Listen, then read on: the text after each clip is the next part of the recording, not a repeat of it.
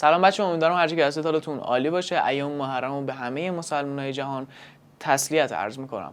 هر سال یه سری دسته‌های عزاداری هستن که میان از محله ما رد میشن و امسال هم من تصمیم گرفتم که از این دسته عزاداری برای شما ویدیو بسازم.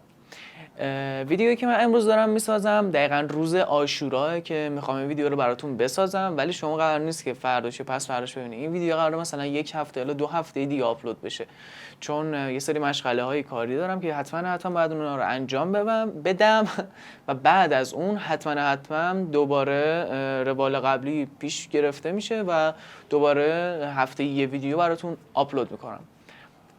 ولی این ویدیو یکم متفاوته، چون میخوام قشنگ براتون توضیح بدم که محرم چیه، چی کار میکنن، اصلا امام حسین کیه که اینقدر براش حسین میکنن. همه اینا رو میخوام براتون توی ویدیو در حین ویدیو توضیح بدم. پس تا آخر این ویدیو همراه من باشید و حتما منو حمایت کنید، چنل منو سابسکرایب کنید، این ویدیو رو لایک کنید و کامنت انگلیسی یادتون نره. خیلی دوستتون دارم، بزنید بریم.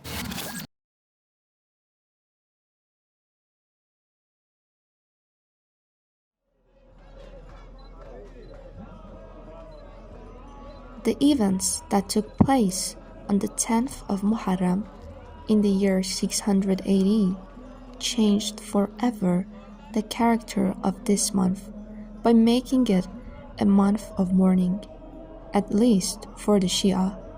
On that date, Hussein, the grandson of the Prophet Muhammad and the third Imam of Shia Islam, was brutally killed on the battlefield of Karbala.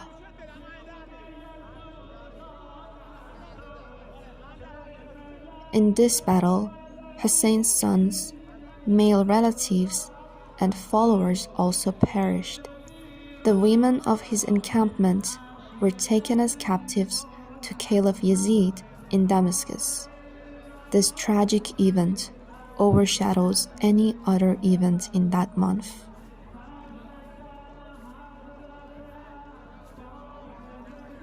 Besieged by soldiers loyal to the Caliph Yazid ibn Muawiyah, who sought to prevent Hussein from gaining political power, Hussein died on Ashura, the 10th day of Muharram. Family members accompanying him were killed or subjected to imprisonment and humiliation.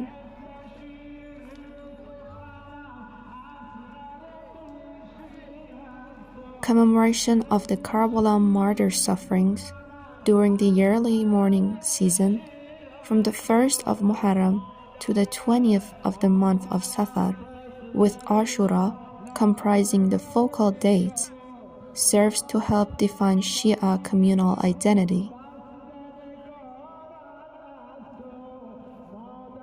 The first month of the Islamic year, Muharram, is the focus of annual lamentation rituals performed especially by Shia Muslims in honor of Hussein ibn Ali, the Prophet Muhammad's grandson, who died in battle in 680 CE at Karbala, Iraq. Hussein's ordeal started on the 1st of Muharram when he and his party were intercepted by Yazid's troops and continued even after his death with the captivity of the Karbala survivors. Although the 10th of Muharram, known as Ashura, is the actual date of Hussein's death, the mourning has been extended to cover the whole month.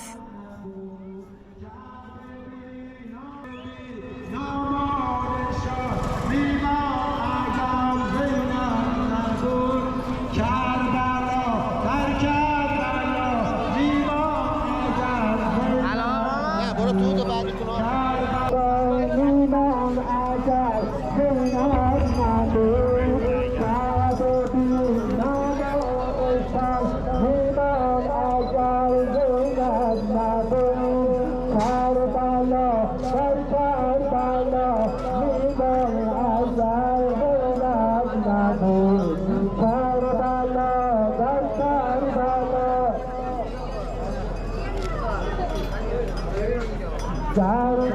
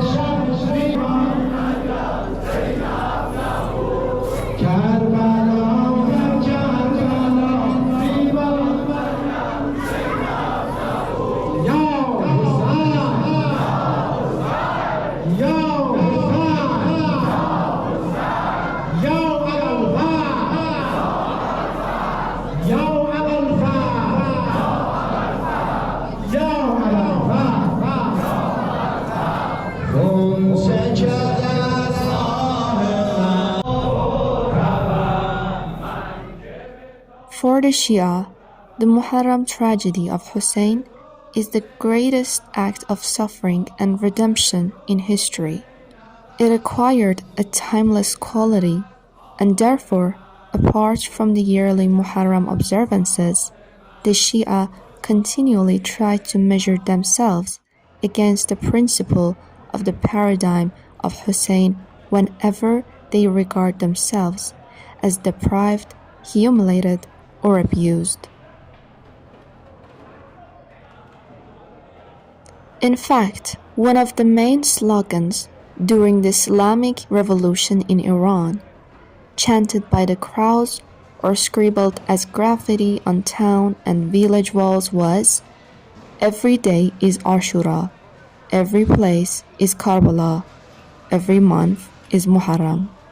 This same slogan was intoned on radio and television and was graphically depicted on posters and even postage stamps during Iran's 8-year war against Iraq.